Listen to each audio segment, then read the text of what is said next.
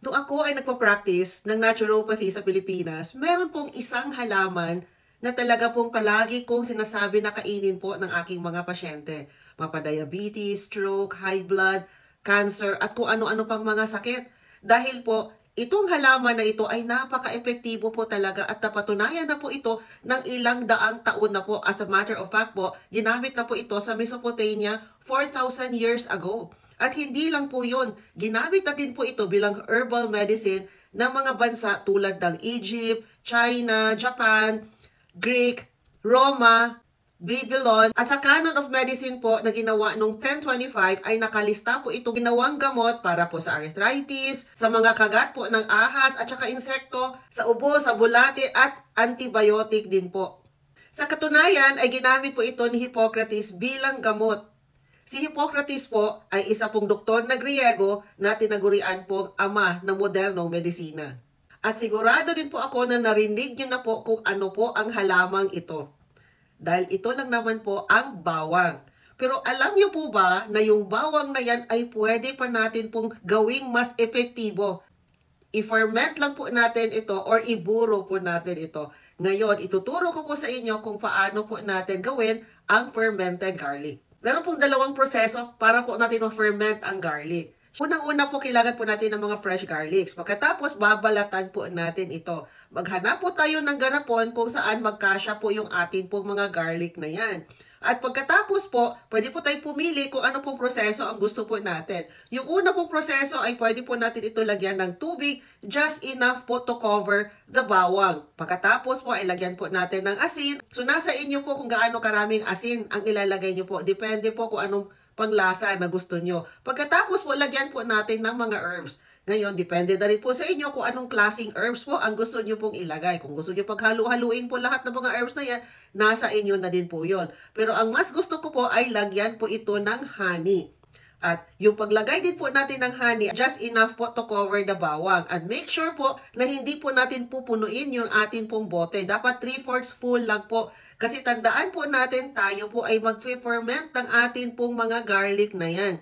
Pag sinabi po natin fermentation, magkakaroon po ng gas yan. Bubula-bula po yan. So, syempre po, pag wala pong space doon, ay baka pumutok po yung ating pong bote.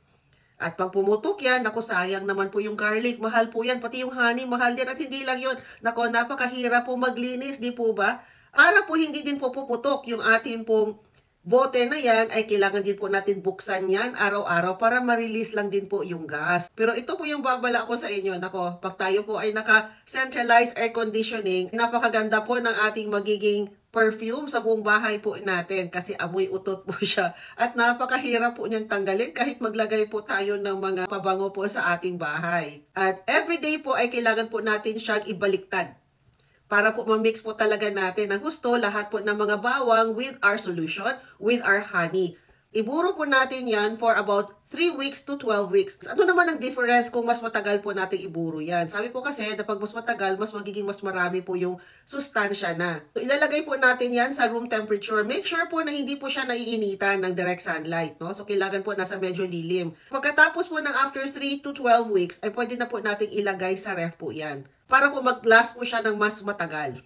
So, paano pa natin gagamitin itong ating fermented garlic? Pwede po natin kainin ito araw-araw, mga 1 or 2 cloves of garlic everyday po. I suggest, pag meron po tayong mga sakit, lalong-lalo na po pag cancer, ay gawin po natin itong mga dalawa at least no, sa isang araw po. Pero huwag kayong mag-alala dahil napakasarap naman na po nito, especially kung medyo matagal na po natin itong naburo. Nagiging mas chewy na po siya, mas parang kumakain ka ng jelly, hindi na nga po siya nangangamoy bawang.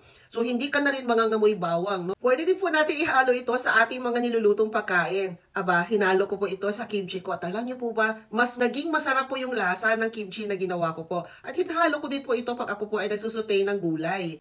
Pwede po natin haluan ito ng konting apple cider at saka asin at pwede na po natin gamitin na dressing po sa ating po mga fresh salad. At ang ginagawa ko po, yung honey po na galing po dito sa fermented garlic ay hinahalo ko po sa akin pong tsaa. Ang pagbuburo po ng garlic ay hindi lang ginagawang mas masarap, mas nadadagdagan din po ang kanyang mga sustansya.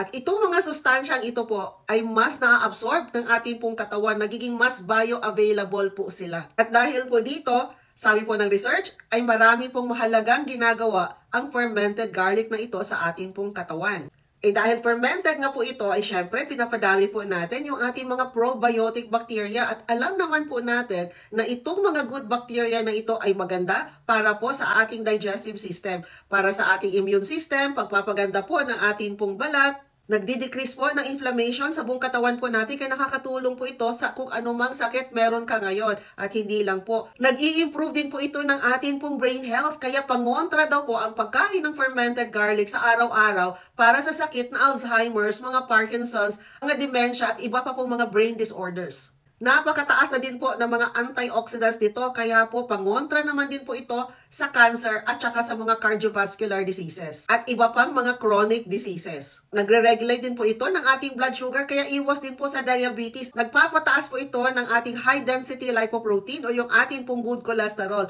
Kaya nakakatulong po ito na maiwasan po natin ang mga pagbabara-bara sa ating pong mga ugat. Pero tandaan po natin na kung hindi po umayos yung atin po mga karamdaman, ay magpatingin po tayo sa doktor.